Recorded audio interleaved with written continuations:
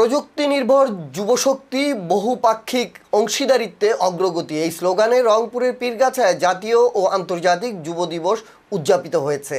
মঙ্গলবার 12 আগস্ট উপজেলা পরিষদ হল রুমে যুব দিবসের আলোচনা সভা, শপথবাক্য পাঠ, শুভেচ্ছা স্মারক প্রদান, যুব ঋণের চেক ও গাছের চারা বিতরণের মধ্য দিয়ে দিবসটি উদযাপিত হয়। উপজেলা যুব উন্নয়ন কর্মকর্তা আব্দুর রহিম মিয়ার সভাপতিত্বে অনুষ্ঠিত আলোচনা সভায় প্রধান অতিথি ছিলেন উপজেলা নির্বাহী কর্মকর্তা শেখ মোহাম্মদ রাসেল।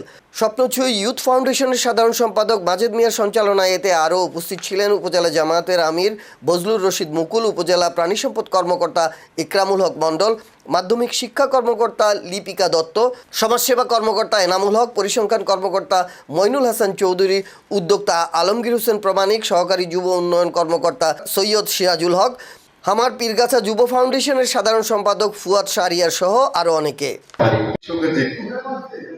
উদাহরণ দেই, হতে চেষ্টাও করি না, এটি কিন্তু একটা বড় কারণ। আমি ছোট একটা উদাহরণ, আমাদের ভরপুর হচ্ছে এই বাংলাদেশটা। আমরা যদি এই যুব শক্তিকে যুব সম্পদে পরিণত করতে পারি, সারা বছর মনে রাখার জন্যই একটি দিনকে আমরা বেছে নিই, কিন্তু আসলে আমাদের সারা বছর মনে রাখতে হবে। বিশেষ করে এই দিবসটি মনে রাখার উদ্দেশ্য এটি যে আমাদের দেশের যুব শক্তি, এই যুব শক্তি একটি দেশকে এগিয়ে নিয়ে চলে।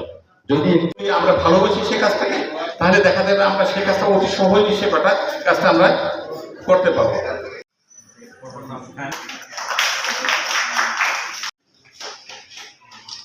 অবশ্যই তালি দিয়ে সবাইকে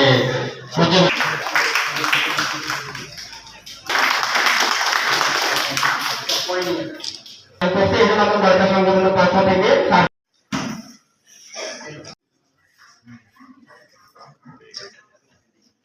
Yes, sir.